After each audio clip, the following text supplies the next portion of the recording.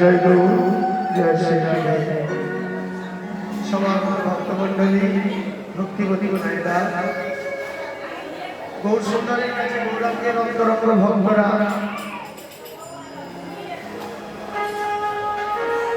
যারা জন্য ব্যাকুলতা প্রকাশ করল যে গৌরের নিশি জাগরণী কীর্তন রজনী বিলাস সেই আনন্দের কথা জানবার জন্য ভক্তরা অপেক্ষা করে বসেছিল। এবার যখন আমরা মধুময় শ্রীরাম বৃন্দাবনে গিয়ে দেখব সারা রাত্রি নিবৃত্ত নিকুঞ্জ কাননে নিকুঞ্জ মন্দিরে সেখানে কেমন করে রাধারানী গোবিন্দ সেবা করেছেন আর অন্তরঙ্গা সখী যারা যারা সবসময় রাধারানীর সঙ্গে সঙ্গে থাকতেন তারা প্রত্যেকটা লীলা দর্শন করতেন, তারা প্রত্যেকটা লীলায় সহায়তা করতেন, রাধারানীকে যত্ন করে সাজিয়ে দিতেন, তারা সঙ্গেই থাকতেন। কিন্তু ওই সখীরা ছাড়াও আরো যে সকল সখীরা রয়েছে তারা তো রাধারানীর সঙ্গে সঙ্গে সবসময় থাকতে পেতেন না। কিন্তু তাদের মনে ইচ্ছা জাগত যে রাধা তুমি কেমন করে তোমার প্রাণ গোবিন্দর সেবা করো, আমরা যদি একটু জানতে পারতাম তাহলে আমরা চেষ্টা করতাম সেইভাবে সেবা করার। সেই সখীরা আজকে ঠিক সেইভাবে এসে বসে আছে রাধারানীর কাছে কৃষ্ণ কথা শুনবো বলে, রাধা বলে কৃষ্ণের কথা শুনবে, কৃষ্ণ সেবার কথা শুনবে, সেইভাবে অপেক্ষা করে ভিড় জমিয়ে বসে আছে। হ্যাঁ, আজকে কয়েকদিন থেকেই তো এখানে বেশ হরি হরি বল সবার উদ্দেশ্য কিন্তু একটা হওয়া উচিত। একটু জোরে বলো। সবার উদ্দেশ্য একটাই হওয়া উচিত যে আমরা এখানে নামামৃত প্রসাদ পেতে এসেছি। অন্যান্য প্রসাদ পেলাম বা না পেলাম, ভাগ্যে থাকলে পেলাম না থাকলে পেলাম না, এর জন্য কোনো দুঃখ কষ্ট অনুভব করার কিছু নেই। শুধু পেতে এসেছি আমরা নামামৃত প্রসাদ। আর নামামৃত প্রসাদ যদি কেউ প্রসাদের মতো করে পেতে পারে, আমার তো মনে হয় না যে তার আর অন্য কোনো প্রসাদে কোনো অসুবিধা হতে পারে। তবে সেই রকম ভাবে পেতে হবে, কিন্তু নিষ্ঠা ভাবে। তা সেই প্রসাদ পেতে বসেছি আমরা, কেননা রাত্রিবেলায় লীলার সঙ্গী হয়ে আয়োজন থাকে, তার মানে তো আমরা থাকতে পাই না। তাই আমরা একটু শুনবো আজকে রাধারানীর কাছে যে কেমন করে গোবিন্দ সেবা করেছে। তাই জন্য আমরা সবাই মিলে আগে সেই জায়গায় যাই, তারপর দিয়ে আমরা সাধন করবো। হে নন্দ ব্রজ শ্রী হরে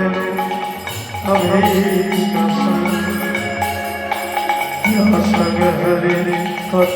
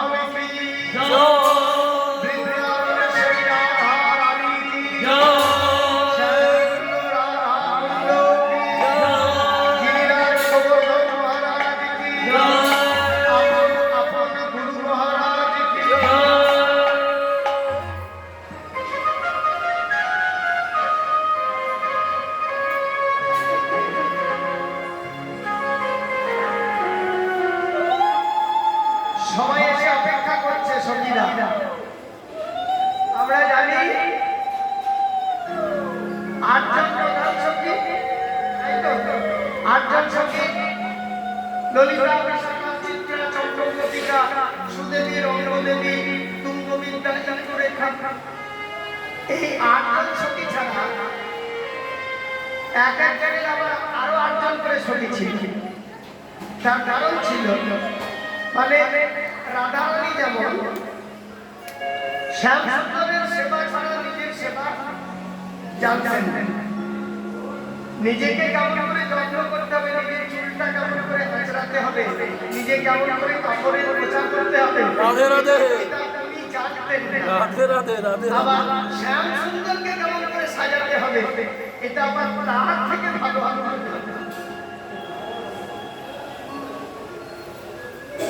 এখন এবারে রাধারানীকে তো যত্ন করতে হবে, তার জন্য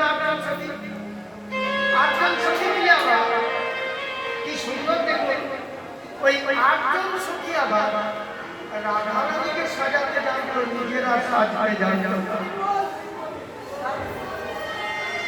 এই সেবা চিন্তা করে দেখুন, রাধার সেবার জন্য ওরা নিজেদেরকে নিয়োগ করে দিয়েছে, তারা শুধু রাধার সেবা জানে, নিজেদের যত্ন সেবা জানে না। রাধে রাধে রাধে রাধে তার জন্য ওই আটজনের আবার প্রত্যেকের আটজন করে সখী, তারা রাধারানীর যত্ন করত।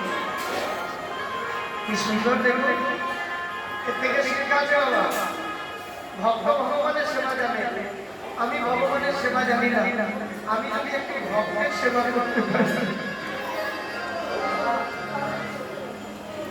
তাহলে তো ভগবানের কৃপা পাবো। রাধে রাধে রাধে রাধে মানে আমি সরাসরি পারছি না শ্যামসুন্দর তোমার সেবা করতে, কিন্তু তোমার সেবা যারা করে আমি যদি তাদের একটু সেবা করি তাহলে বলে তোমার কৃপা পাবো।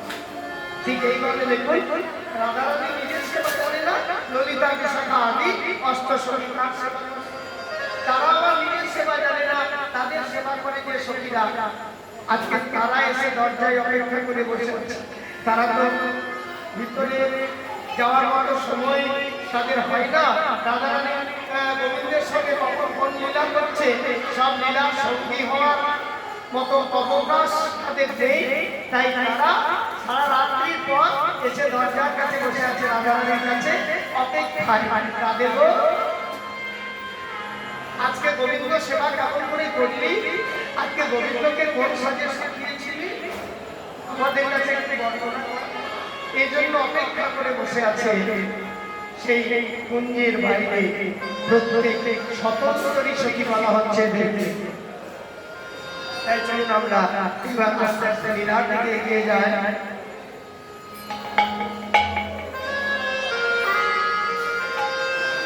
আরে দিবা শ্যাম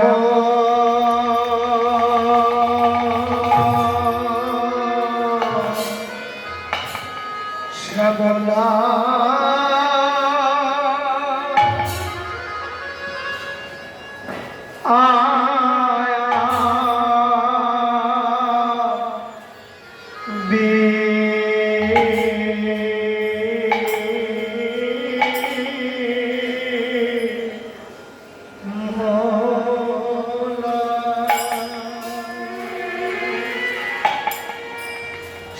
শ্যামলা বিমলা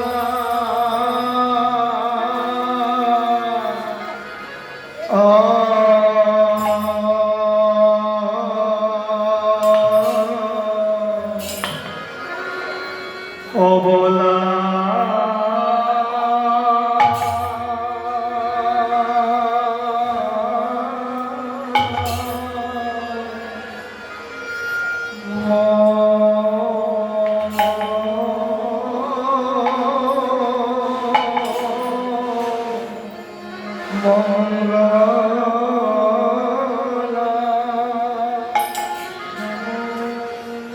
শ্যামলা বিমলায় অবলা মঙ্গলা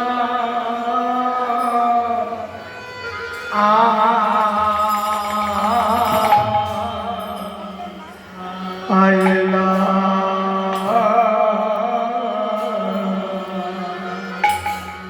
আইলা রাধার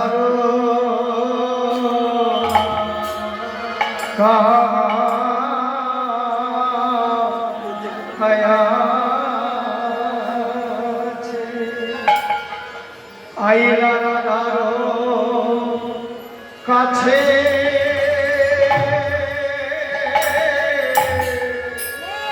ও কাছে গো ও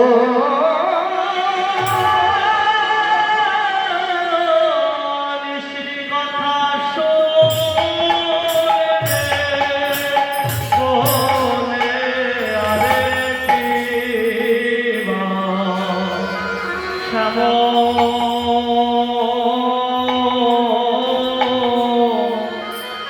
লা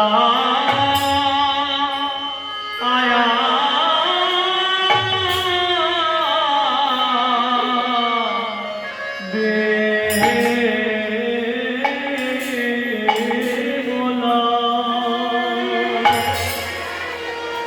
বিমলা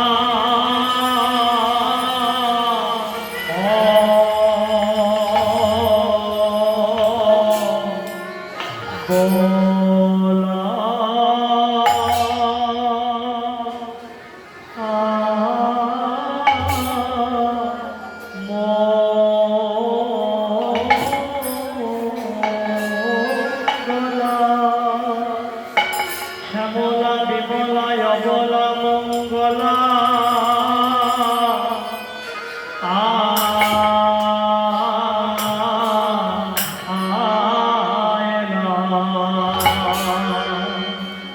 আয়না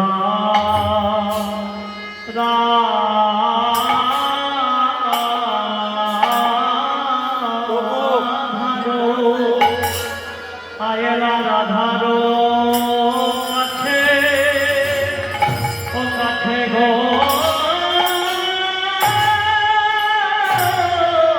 নিশির কথা শুনবে বলে আরে কিবা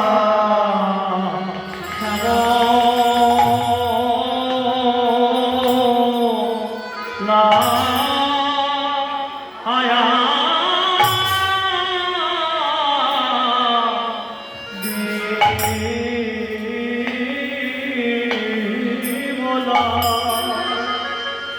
তারা সকাল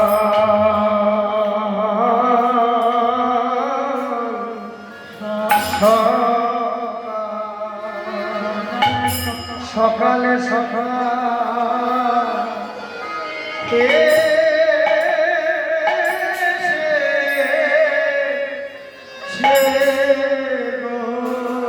আরে আরে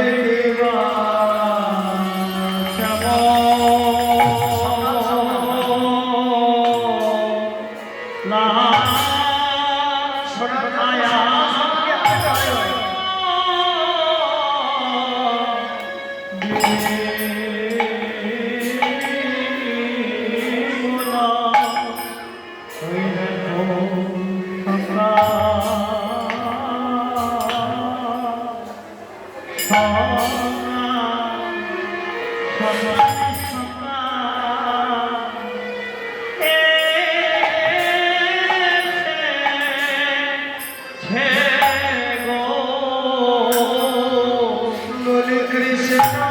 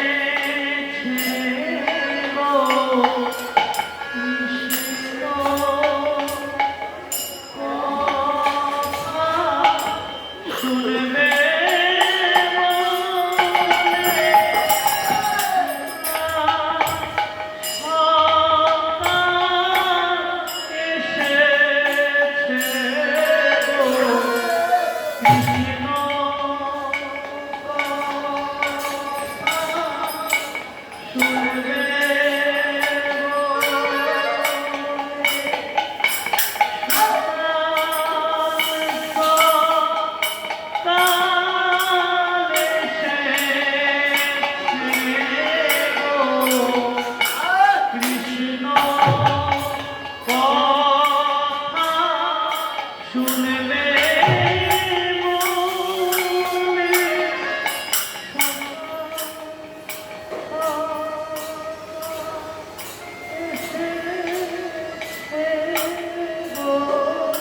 কৃষ্ণ শুনবে কি সুন্দর মনের বাসনা, মনের বাসনাও সুন্দর, সময়টাও সুন্দর।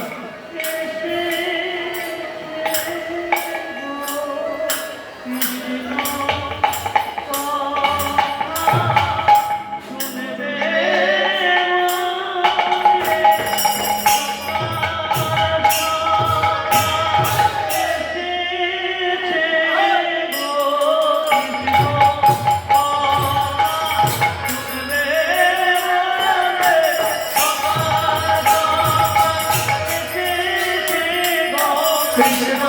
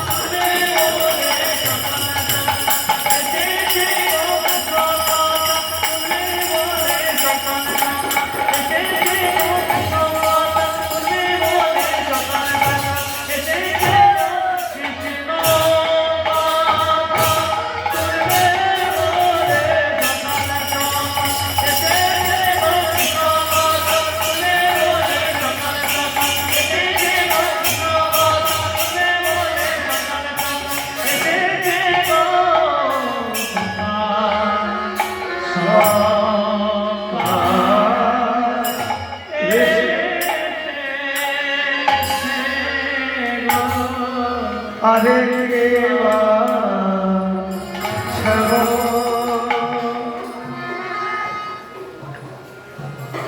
তাই সকাল সকালে সে হাজির হয়েছে। দেখুন পদাবলীর মাধ্যমে কত শিক্ষা, পদাবলীতেই বলে দিচ্ছে সময় এবং উদ্দেশ্য।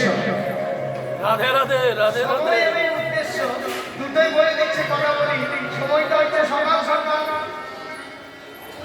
সকাল পেরিয়ে গেল, দুপুর পেরিয়ে গেল, দুপুরের বেলায় যদি কৃষ্ণ কথা শুনতে যায়, কৃষ্ণ কথা বলতে যায়, হরিবল। বিকেলের আর ভরসা নেই বাবা, বিকেলের আর ভরসা নেই, আছে? তাই সকাল সকাল যারা কৃষ্ণ কথা শোনার উদ্দেশ্যে বাইর হয়, একমাত্র তারাই মধ্যাহ্নকালে কৃষ্ণ সেবায় লাগতে পারে, নইলে হরি হরি বল হয় না। এখানে সকাল মধ্যাহ্ন তিনটেই আমাদের সকালবেলা, শিশুকাল, মধ্যাহ্ন, যৌবনকাল, আর বার্ধক্য বিকেলবেলা। এখন আসতে পারছি, যখন আর একটা পায়ের দরকার হবে তখন বাড়ির লোকজন আর বলবে আর পাটে যেতে হবে না, ওই বাসে বেড়ে বেড়ে কোথায় পড়ে থাকবে আর যেতে হবে, তার মানে তখন আর হলো না। তাই সময় এবং উদ্দেশ্য দুটোই সুন্দর।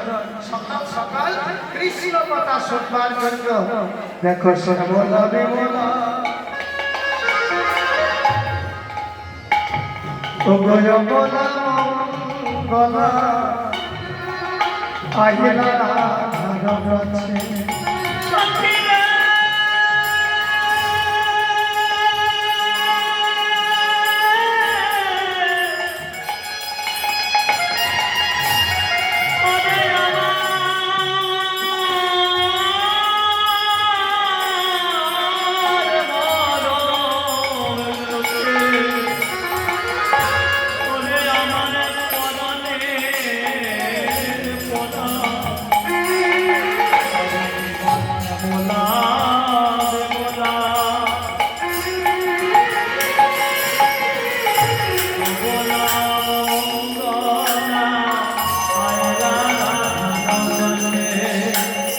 যদি সন্তরে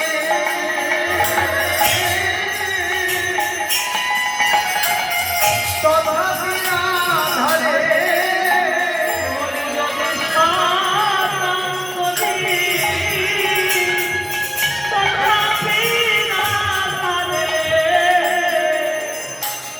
প্রাণের অধিক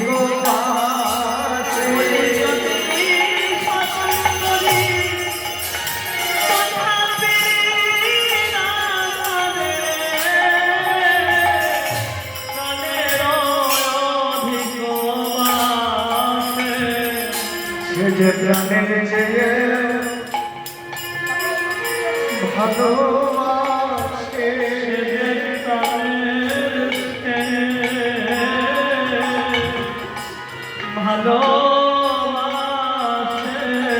রাধা রানী তার প্রাণের চেয়ে ভালোবাসে রাধা রানী।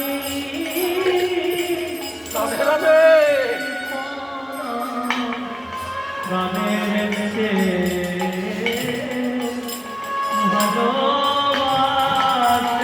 আচ্ছা, যারা এসেছে বাইরে তাদেরকে রাধা রানী আবার প্রাণের চেয়েও বেশি ভালোবাসে কেন? কারণটা কি? এত ভালোবাসে কেন রাধা রানী?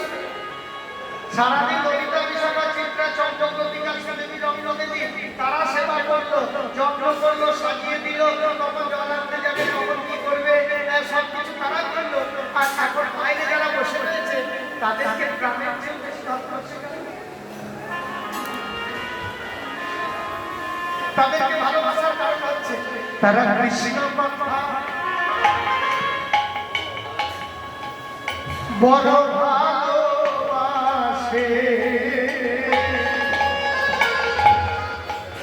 তাই তো প্রাণের চেয়ে ভালোবাসে কৃষ্ণ কথা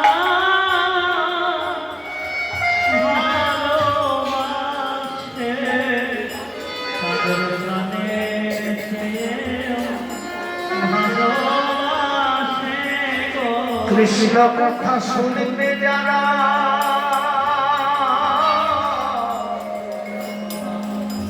যারা ভালোবাসে রাধা রানী প্রাণের চেয়ে ভালোবাসে রাধা কৃষ্ণ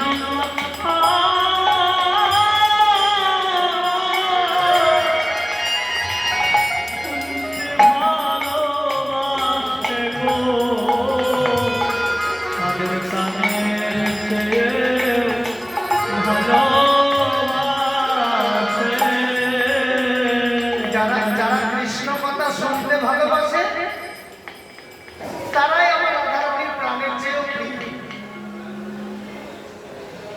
যারা কৃষ্ণ কথা শুনতে ভালোবাসে তাই কি বলছে যদিও স্বতন্ত্র নেই তথাপি রাধারে প্রাণেরও অধিক বাসে। তারাও আমার রাধারানী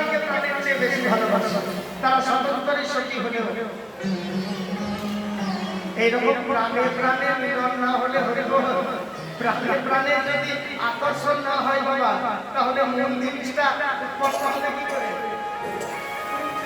প্রাণে প্রাণে দেখছেন তো, স্বতন্ত্রী সখীরাও তাদেরকে ভালোবাসে, আর রাধা রানীও তাদেরকে খুব ভালোবাসে। কেন না?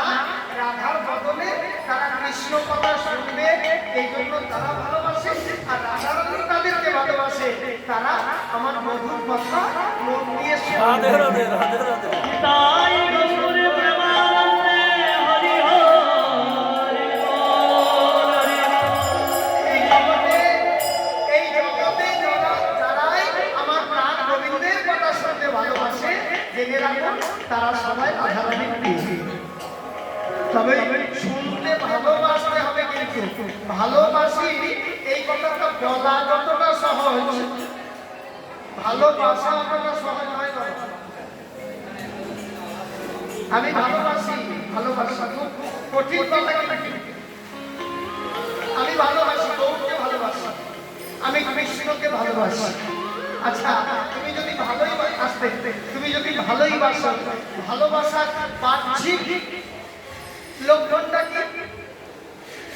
আচ্ছা, গৌর শ্যাম সুন্দরের কথা আমি বাদ দিলাম, আপনার সংসার থেকে যদি ফিরে আসুন, আপনার ঘরে আপনি বলছেন আমার ছেলে আমাকে খুব ভালোবাসে, আমি বলছি আমার ছেলে আমাকে খুব ভালোবাসে।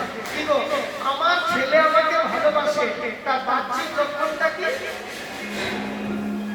আমি ছেলেকে চৌমাথা করে বলি, খোকা সন্ধ্যা হয়েছে, ঘরে ফিরে চলে, এবার পড়াশোনা করতে হবে। খোকা যদি সঙ্গে সঙ্গে আমার কথা শুনে তাড়াতাড়ি বাড়ি তোদেরকে বলে, না রে ভাই, ওই দেখ বাবা বলছে আগে হাঁটানো যাবে না, আমাকে এখনই বাড়ি যেতে হবে, তাহলে কিন্তু আর পাঁচজনের কাছে প্রমাণ হলো যে আপনার ছেলে আপনাকে ভালোবাসে। এই তো আপনার কথা শুনুন। আর আপনি লিখে বলছেন আমি আমার ছেলে আমাকে খুব ভালোবাসে, আর চৌমাথা মোড়ে আপনি যখন আপনার ছেলেকে বলছেন খোকা ঘরে ফিরে চল, খোকা তখন বলছে বাবা তুমি যেখানে গিয়েছিলে যাও, আমি কখন ঘরে ফিরবো সেটা আমার ব্যাপার। আপনি আর বলতে পারবেন যে আমার খোকা আমাকে খুব ভালোবাসে?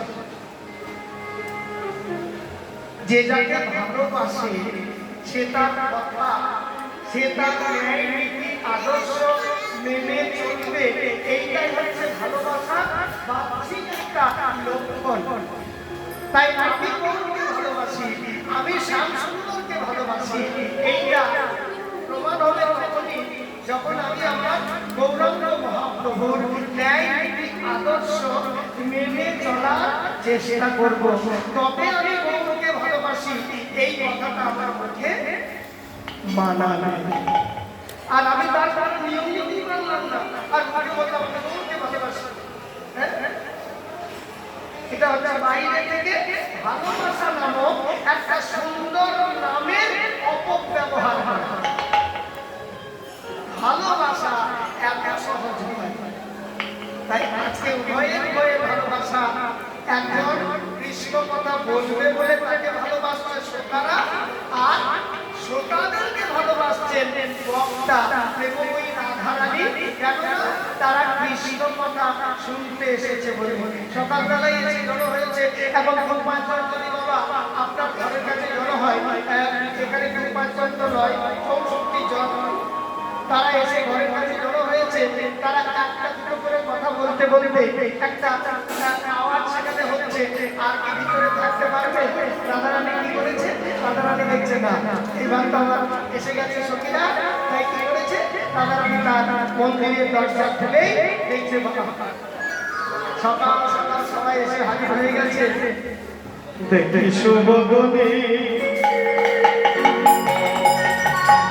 উঠিলায় মনে মিলিল গলায় ধরে,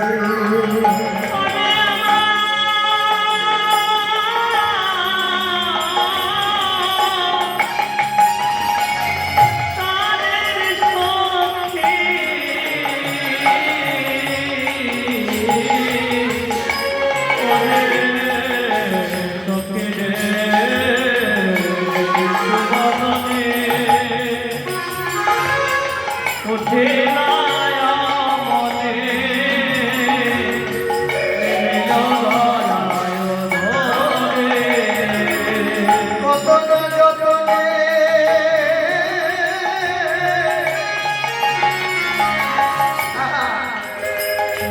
ভগরতনয়া সনে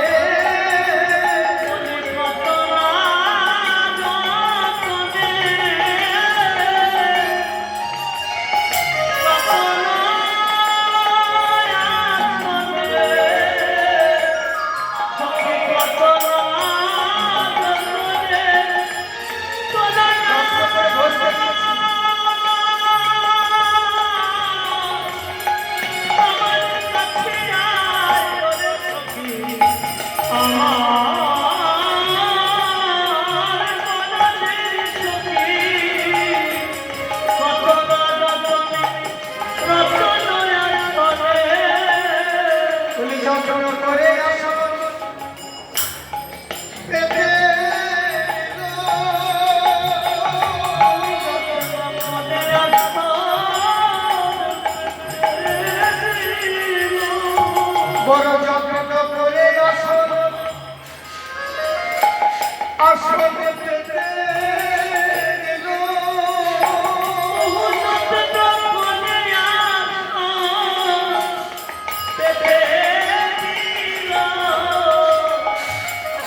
তারা বসে বসে আমার মধুর কথা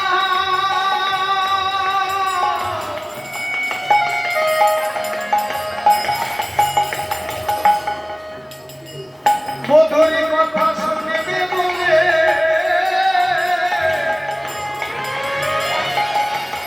কত যত্ন করে আসলে পেতে এলো।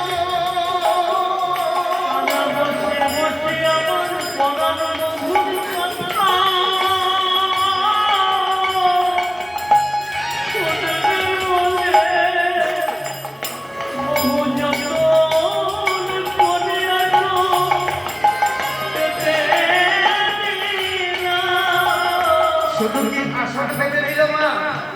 সকাল সকাল এসে হাজির হয়েছে এক সখী আর এক সখী, তারা গলায়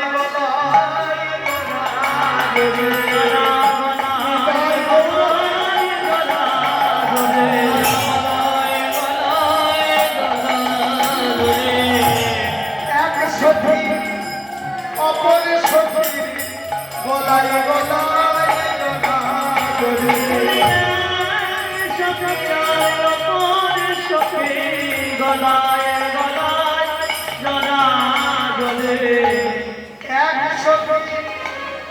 অপর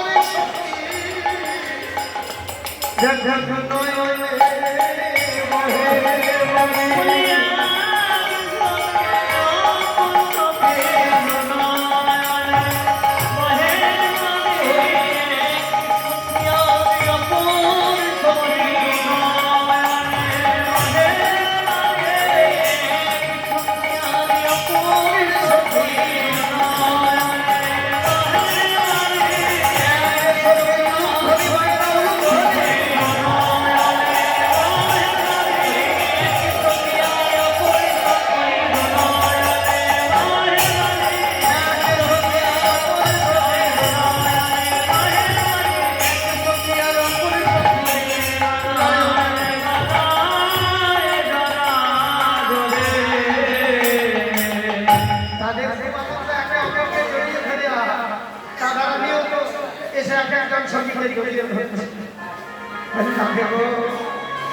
এবার আমাদের মনের কথাটা শোন, আমাদের মনের কথাটা বলি শোন।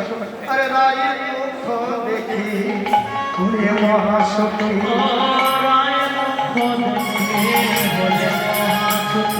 আরে রায়ের মুখ দেখি হয়ে মহাসখী,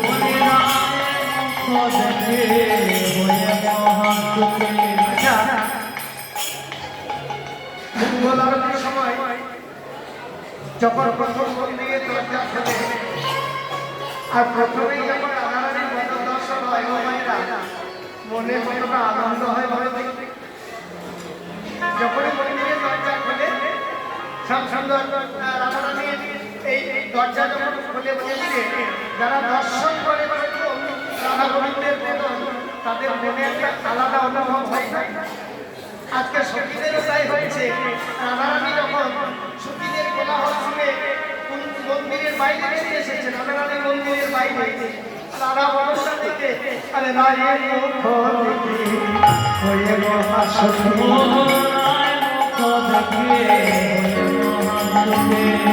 কহয় কৌতুক কথা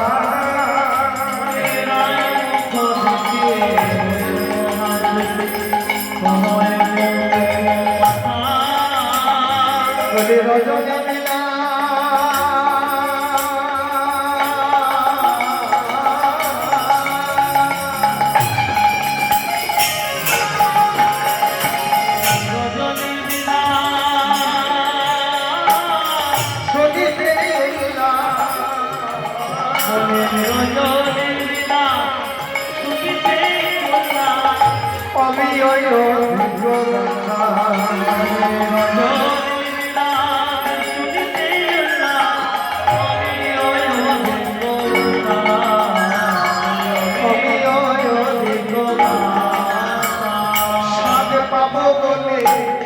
বসে আছি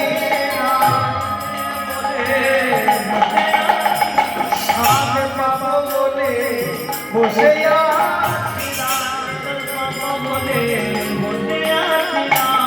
তোর মধুর লীলা রসায়িতে সাদ পাবো বলে বসে আছি না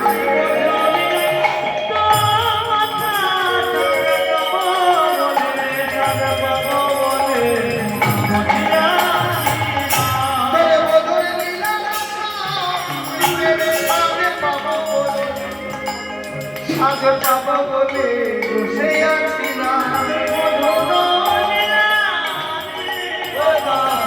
পাবো বলে বসে আছি না রজনী বিলাস শুনিতে বিলাস আমিও অধিক কথা যাবে তোর মধুর সঙ্গীতে রজনী বিলাসের কথা সেই কথা যেন আমাদের কাছে অমৃতের অমৃতের স্বাদ যায় যখন তোর মধুর লীলামৃত শ্রবণ করবো তখন যেন অমৃতের স্বাদও তার কাছে তুচ্ছ তাই দেব সেই লীলামৃতের কথা আমাদেরকে একটু শোনা করিব এবার এত সুন্দর পদাবলীটা যিনি উপহার দিয়েছেন তিনি বীরভূমের একজন মহাপ্রভু যার পদাবলী শুনতে ভালোবাসতেন পদাবলী এখন যেমন বর্তমানে কীর্তন এমন একটা জায়গায় এসে গেছে পদাবলী পারা শুধু কীর্তন কথা কীর্তন কত রকমের কীর্তন এখন শুনতে পাচ্ছেন অথচ দেখুন মহাপ্রভুকে সেবা করার জন্য যদি কীর্তন গাইতে হয় তাহলে পদাবলী ছাড়া কীর্তন গাইলে তার সেবা হবে না বলে বেরিয়েছেন বাবা চন্দ্রদাস বিদ্যাপতি রায়ের নাটক নীতি দ্বিতীয় বর্ণামৃত জয়দেবের কৃত গ্রন্থ স্বরূপ রামানন্দ শনে মহাপ্রভু রাত্র দিনে আস্বাদয় আনন্দ তাই তাকে আনন্দ যদি দিতে হয় বাবা পদাবলী ছাড়া কীর্তন করলে আমার স্যারের সেবাই লাগবে না তোমার বন্ধুদের সেবাই লাগবে না তাই এত সুন্দর পদাবলীটা যিনি লিখেছেন এইবার তাকে কেউ সম্মান জানানোর এত সুন্দর একটা উপহার দিয়েছেন তাকে একটু সম্মান জানানোর পরে পরে মাথার উপর হাত দুটি তুলে হাসো রোদে হাসে রসে রয়া বসে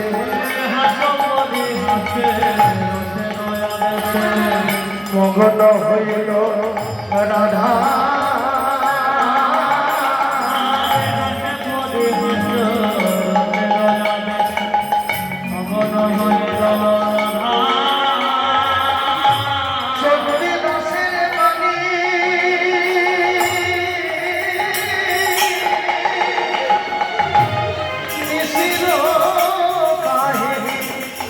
শুনিতে না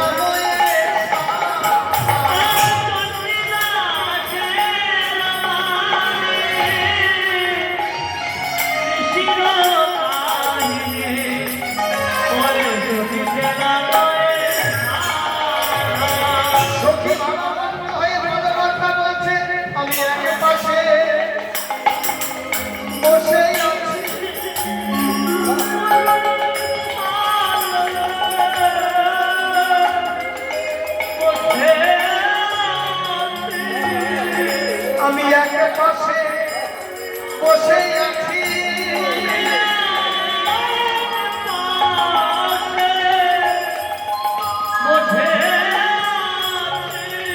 ওগো রাধে তোমার মধুর কথা কথা শুনতে ভালো লাগে আমি এক পাশে বসে আছি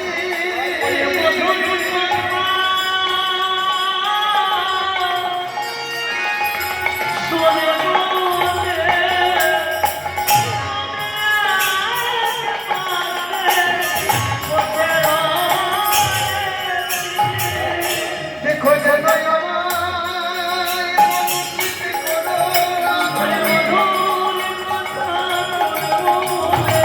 আমায় বঞ্চিত করো না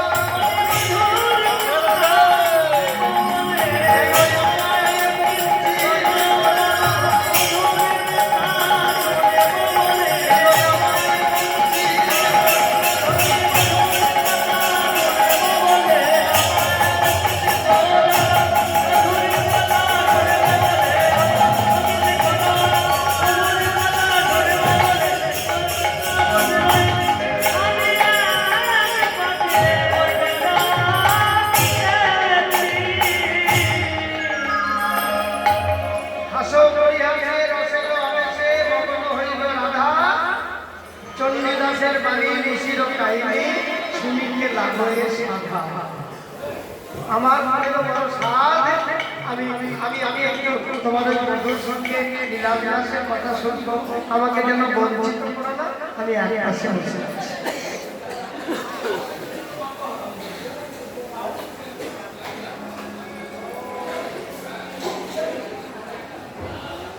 সেই লীলাবিলাসের এত সুন্দর পদাবলিকা উপহার দিয়েছেন আমাদের ভূমিরই পদকর্তা চণ্ডীদাস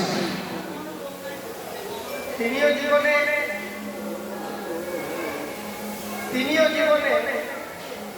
প্রথম তার বাঁশুরি মায়ের পুজো করতে গিয়ে সন্ধান পেয়েছিলেন শ্যামসুন্দর রাধারানী লীলা শুনে থাকবেন বাঁশুরি মায়ের প্রিয়তার ঘরে বাবা তাকে বলেছিল দেখ বাবা আমি তো আর সারা জীবন সেবা করতে পারবো না পাঁচ বছর এসে যাবে তা মায়ের সেবা কে করবে তুমি তো আমার উত্তরাধিকার তা তুমি সেবা করতে হবে তা সেই ছোট্ট চণ্ডীদাস যখন বলেছিল বাবা আমি কি করে পুজো করবো বলে কেন আমি যেমন করে পুজো করি তেমন করে পুজো করবো যা বাঁশুরি থেকে একটা পত্র নিয়ে এসে মায়ের পুজো করতে গিয়েছে তুই পুজো করতে পারছিস দেখে অন্তত আমার মনেও শান্তি পাবো যে আমার ছেলে বাঁশুরি মায়ের পুজো করতে পারছে আস্তে আস্তে একটু মন দিয়ে শুনবেন মায়ের দেখো প্রথম পুজো করতে গেছে বাঁশুরি মায়ের চণ্ডীদাস পুজো করতে গেছে ফুল তুলতে গেছে বাঁশুরি দিদিতে ফুল টানতে গিয়ে ছোট ছেলে তো চঞ্চলতা তার ধর্ম তা পদ্ম ফুলটা টানতে গিয়ে পদ্ম ফুলটা নিয়ে এসেছে বাঁশুরি দিদিতে এত বড় দিদি তাও পদ্ম নেই একমাত্র পদ্ম সেটাকে নিয়ে এসেছে তবে সেটাকে নিয়ে এসে তখন তার ঘরের আরাধ্যা দেবী বাঁশুরি মায়ের চরণে যখন ফুলটা দিয়েছে বাবার বাবা বলেছেন বাবা বলেছে বাবা যখন পুরো করতে যাচ্ছে বাবাকে বলছে বাবা আমি তো মন্ত্র জানি না বলে তোকে মন্ত্র জানতে হবে শুদ্ধ মনটাকে শুদ্ধ করে তার চরণে দিবি তাহলে দেখবি ওই মা তোর পুজো গ্রহণ করবে তা কি করেছিল ওই পদ্ম ফুলটা বাঁশুরি দিদি থেকে তুলে এনে মায়ের চরণে যে দিয়েছে বাবা অদ্ভুত ব্যাপার ফুলটা গেল মায়ের চরণে যে ফুলটা দিয়েছে ফুলটা উঠতে উঠতে উঠতে উঠতে মায়ের মাথায় চলে গেল সেই ছোট্ট ছেলেটি মাকে প্রশ্ন করছে মা আমি তো চরণে ফুল দিলাম তোর মাথায় গেল কি করে এই কথা যতক্ষণ তুই আমাকে না বলবি ততক্ষণ আমি তোর মন্দিরেই করে ধরিলাম আহা মিত্রা পরিত্যাগ রাধে রাধে রাধে রাধে তা সেই বাঁশুরি মন্দিরে পড়েছিল বাবা তা মায়ের মন্দির তো মা মা হচ্ছে সবচেয়ে করুণাময়ী, দয়াময়ী এবং বিশুদ্ধ পবিত্র। আমরা অনেক সময় ভুল করে বসিলাম, কিন্তু চারটে জিনিস পবিত্র, কখনো কোনো কারণে অপবিত্র করা যায় না। এই চারটে জিনিস কি? এক হচ্ছে আর এক হচ্ছে তুলসী, আর এক হচ্ছে পতিত পাবনী মা গঙ্গা। দেখতে পাচ্ছেন কত কি ভেসে যাচ্ছে দেখি, হ্যাঁ, পতিত পাবনী মা গঙ্গা, আর এক হচ্ছে গর্ভধারিণী মা। কোনো কারণেই অপবিত্র করা যায় না। অপবিত্র যদি ভাবেন, আমরা অনেক সময় দেখেছি এমন চিন্তা ভাবনা যদি কারোর থেকে থাকে, বাবা এই জায়গাটা তো আমাদের শুধরানোর জন্যই, কেউ যেন অপব্যাখ্যা করবেন না। কারণ যদি এরকম ভাবনা চিন্তা থেকে থাকে, আমি দেখেছি যে হয়তো মা খুব একটা নিয়ম সেবা আচরণের মধ্যে নেই, হয়তো মা কোনো আর্নিং করতে পারেন না, ছেলে হয়তো আশ্রয় করে দিনকান্তিক জপ টপ করে, ছেলের মনে ধারণা জন্মে গেল আর মায়ের হয়তো সেবা করা যাবে না। হরি হরি হরি, এই ভাবনাটা মনের মধ্যে আনতে নিষেধ করছে, কেননা তাকে কোনো কারণে অপবিত্র করা যায় না। যদি পারো তোমার সংস্কার দিয়ে তাকে শিখতে নাও, কিন্তু অপবিত্র তা যেন কোনো সময়ে মনের মধ্যে না আসে। তার কাছে করুণাময়ী মা ছেলে যখন পড়ে আছে মন্দিরে, আমার নিদ্রা ত্যাগ করে মায়ের মন্দিরে খোঁজ করে, মা হঠাৎ করে দুদিন পরে মা দেখছে ছেলে আমার এত কষ্ট পাচ্ছে। মা প্রকটি প্রকটিতে দাঁড়িয়েছে, ছেলে আজ দুদিন ধরে ধরে আমার ঘরে পড়ে আছিস, কে? বলে যে দেখে আমি। তখন দেখছে মা বিশাল, বলে মা তুই এসেছিস? বলে না এসে একদিন করে পারি, তুই দুদিন ধরে না খেয়ে না এইভাবে পড়ে আছিস, আমি কি করে থাকতে পারি আর না এসে? ও ওর বাবা ও বলে মা আমি উঠবো, আগে আমার প্রশ্নের করতে। আমি পুজো করতে গিয়ে ফুল দিলাম তোর চরণে, সেই ফুলটা তোর মাথায় কি করে যাবে? তখন মা বলছে ওরে শোন, ভালো করে ভেবে দেখ, যে পদ্ম ফুলটা তুই আমার চরণে দিয়েছিস, ওই পদ্ম ফুলটা কি বাসুলিগিরি থেকে তুলে এনেছিস? তখন বলছে না মা আমি তুলে এনেছিলাম ঠিক মনে পড়ছে না, তবে মনে হচ্ছে যেন ওই ফুলটা জলে ভাসছিল। পদ্ম ফুল তুলে আনতে হয় বাবা, শক্ত ডাঁটার মধ্যে ফুলটা থাকে, তাকে ফেলতে গেলে খুব মিনিমাম একটা ক্ষমতার দরকার আছে, বলে সেটা তো লাগেনি, তার মানে পদ্মটা ভাসছিল, বলে এই জন্যই তো পদ্মটা আমার মাথায় গেল। তুই তো জানিস না বাবা, ওই পদ্ম ফুলটা তার আগের দিন এক বৈষ্ণব তুলে দিয়ে গিয়ে তার ঘরে মদন গোপালের সেবা আছে, সে মদন গোপালের সেবা করেছে, আর মদন গোপালের সেবা করে ওই পদ্ম ফুলটা প্রসাদী ফুল বাসুলিগিরির জলে ভাসিয়ে দিয়েছিল। আর আমি গেছি সবার জন্য পদ্ম তুলতে, সারা দিঘিতে পদ্ম নেই, দেখে ওই মদন গোপালের প্রসাদী ফুলটা তুলে এনেছে আমার চরণে। আমি কেমন করে চরণে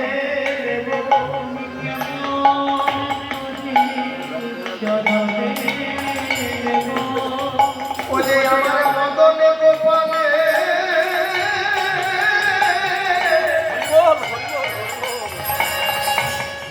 সাদী ফুল আমি কেমন করে চরণে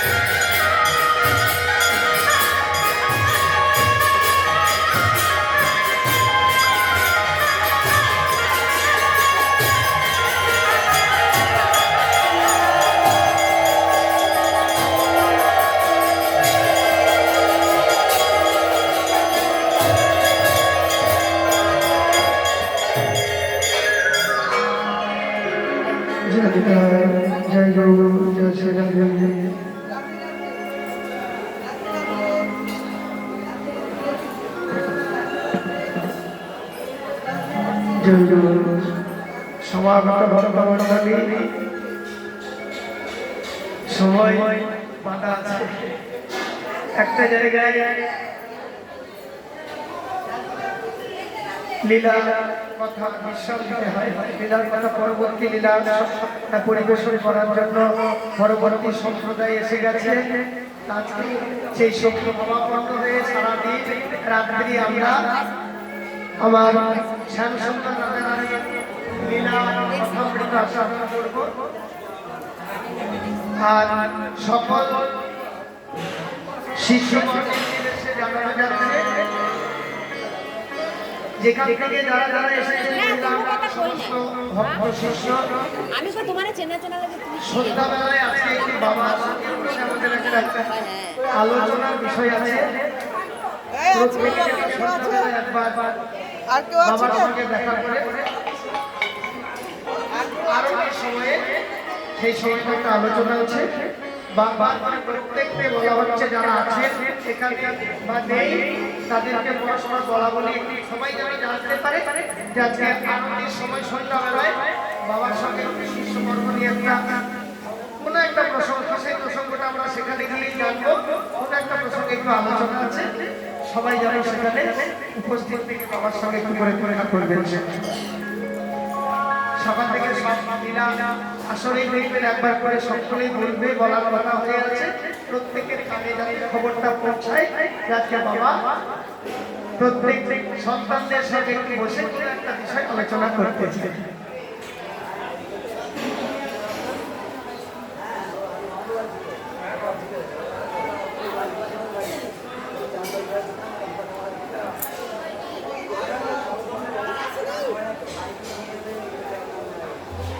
তাই পরবর্তী সম্প্রদায় এসে গেছে আর নয় এইখানে রইল, এইখানে রইল, এইখানে রইল আমার শ্যামসুন্দর লীলার কথা, এইখানে রইল রাধা গোবিন্দের লীলার কথা,